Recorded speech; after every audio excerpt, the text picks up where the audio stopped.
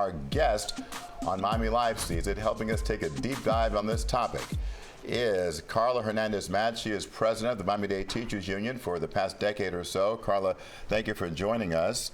You heard what the Secretary of Education said, that this is a redirection of resources. Why aren't you buying that? You know, it just smells foul.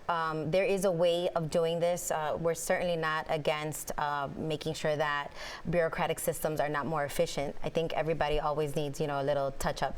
But this is actually a very deceitful and sneaky way of doing it, because there is a way that Congress should be able to vote on this. There are laws that should be implemented in order for this to happen. And so they're trying not to do this. They're trying to circumvent what already exists. And so they're asking Linda McMahon to just create these reduction in force. And this is going to impact our kids. How so? So, Miami-Dade County Public Schools is a top-notch district. We have over 95% graduation rate, and we're really proud of that. It's because of the high-quality educators that we have and the programs that exist. We have students with that are not native English speakers that need those resources. Those programs are funded by the Department of Education. Over 5.5 million nationwide students have access to that. We also have students with special needs, students with autism, students with a learning disability, students that are visually or hearing impaired. They get resources from the Department of Education, and that is about 7.5 million children across the nation. And that's just, the tip of the iceberg. When you talk about students of low-income families, working-class families that are trying to make ends meet, and they have students that need intervention in math and reading, our schools offer those programs and get the high graduation rates that we do have because of funding from the Department of Education. I understand also there's concern about student loans and student aid for some students. Absolutely. We tell kids that this is the American dream and they can reach for the stars, and if they have the access and they want to go to college, that they should. And we also offer CTE programs, which are career technical education, so that students can know refrigeration and air conditioning and mechanics and plumbing and construction. And those are things that are also funded by the Department of Education. So this is an attack on opportunity for our children. This is an attack on our public schools, and we need parents to stand up and tell Congress that this is not okay and to advocate for the Department of Education. Playing devil's advocate with you for a minute, critics say the Department of Education has had a $100 billion budget, but it's expensive, it's inefficient and ineffective.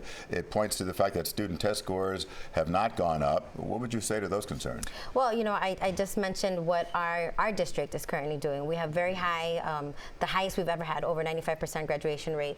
We're doing very well with obtaining kids from different countries and different needs and making sure that they have access to high quality education. And while, I do think that sometimes bureaucracies need to trim and be more efficient, the fact is that, the Department of Education is just a drop in the bucket with federal funding. The highest expenses come from military and medical needs. Right. So this is really not the way to give tax cuts to billionaires off the backs of our children. It's not okay. President Trump said public education ought to be handled by the states. Given what you've seen from the state of Florida and Tallahassee in particular, how does that concern you? It does, because Florida is always almost dead last in terms of funding for public schools. We've seen a concerted effort to defund public education for the last 20 years.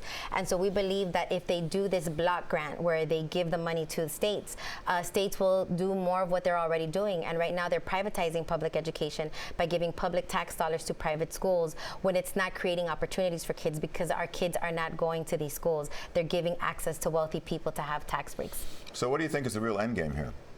I think that there is a person, Elon Musk from South Africa, who has never stepped a day in any of our schools, doesn't know a thing about public education and the work that we do.